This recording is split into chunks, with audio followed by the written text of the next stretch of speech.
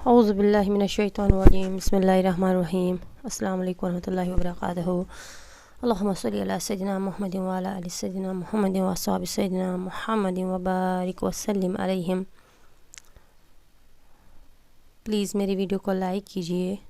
آپ ویڈیو تو دیکھتے ہیں لیکن لائک نہیں کرتے۔ آج میں آپ کو کھانے پینے کے آداب کے بارے میں چند باتیں بتاؤں گی۔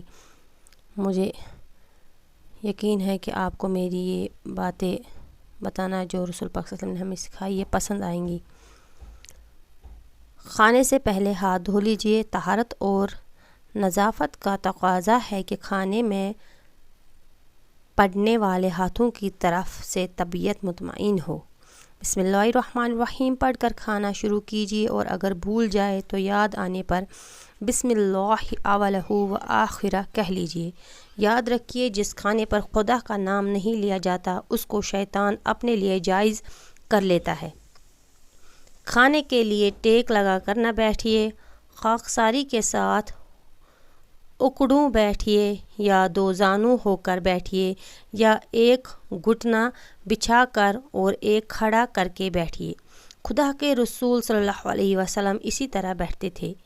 ہمیشہ سیدھے ہاتھ سے کھائیے، ضرورت پڑنے پر بائیں ہاتھ سے بھی مدد لے سکتے ہیں۔ 3 انگلیوں سے کھائیے، اگر ضرورت ہو تو چنگلی چھوڑ کر 4 انگلیوں سے کام لیجیے، اور انگلیاں جوڑوں تک سننے سے پرہیز کیجیے۔ نوالا نہ زیادہ بڑا لیجیے اور نہ زیادہ چھوٹا، اور ایک نوالا نگلنے کے بعد ہی دوسرا نوالا منہ میں دیجیے۔ روٹی سے انگلیاں ہرگز صاف نہ کیجیے، بڑی گھناؤنی عادت ہے۔ روٹیوں کو جھاڑنے اور پٹکنے سے بھی پرہیز کیجیے۔ پلیٹ میں اپنی طرف کے کنارے سے کھائیے، نہ بیچ میں ہاتھ ڈالیے اور نہ دوسروں کی طرف سے کھائیے۔ نوالا گر جائے تو اٹھا کر صاف کر لیجیے یا دھو لیجیے اور کھا لیجیے۔ کھانا مل جل کر کھائیے۔ مل جل کر کھانے سے الفت و محبت بھی پیدا ہوتی ہے اور برکت بھی۔ کھانے میں کبھی عیب نہ نکالیے، پسند نہ ہو تو چھوڑ دیجیے۔ بہت گرم جلتا ہوا کھانا نہ کھائیے۔ کھانے کے دوران ٹھٹھار مارنے اور بہت زیادہ باتیں کرنے سے پرہیز کیجیے۔ بلا ضرورت کھانے کو نہ سونگھیے، یہ بری عادت ہے۔ کھانے کے دوران نہ بار بار اس طرح منہ کھولیے کہ چبھتا ہوا کھانا نظر آئے، اور نہ بار بار منہ میں انگلی ڈال کر دانتوں میں سے کچھ نکالیے۔ اس سے دسترخوان پر بیٹھنے والوں کو گھن آتی ہے۔ کھانا بھی بیٹھ کر کھائیے اور پانی بھی بیٹھ کر پیئے۔ البتہ ضرورت پڑنے پر پھل وغیرہ کھڑے ہو کر کھا سکتے اور پانی بھی پی سکتے، لیکن زیادہ تر پانی بیٹھ کر ہی پینا چاہیے۔ پلیٹ میں جو کچھ رہ جائے اگر رفیق ہو تو پی لیجیے، ورنہ انگلی سے چاٹ کر پلیٹ صاف کر لیجیے۔ کھانے پینے کی چیزوں پر پھونک نہ ماریے، اندر سے آنے والی سانس گندی اور زہریلی ہوتی ہے۔ پانی 3 سانس میں ٹھہر ٹھہر کر پیئے، اس سے پانی بھی ضرورت کے مطابق پیا جاتا ہے اور آسودگی بھی ہو جاتی ہے، اور یک بارگی پورے برتن کا پانی پیٹ میں انڈھیل لینے سے کبھی کبھی تکلیف بھی ہوتی جاتی ہے۔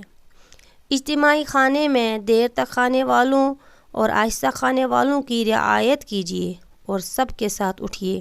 کھانے سے فارغ ہو کر انگلیاں چاٹ لیجیے اور پھر ہاتھ دھو لیجیے۔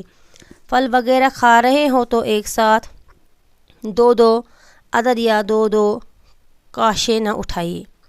لوٹے کی ٹوٹی یا سراہی یا اسی طرح کی دوسری چیزوں سے پانی نہ پیئے۔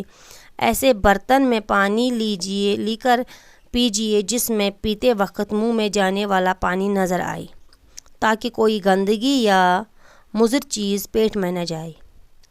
کھانے سے فارغ ہو کر یہ دعا پڑھیے: الحمدللہ الذی اطعمنا وسقانا وجعلنا من المسلمین۔ حمد و ثنا اس خدا کے لیے ہے جس نے ہمیں کھلایا اور جس نے ہمیں پلایا اور جس نے ہمیں مسلمانوں میں سے بنایا۔ اکثر ہماری مائیں بہنیں جب کھانا دیتی ہے تو ان کے ہاتھ سے کھانا گر جاتا ہے۔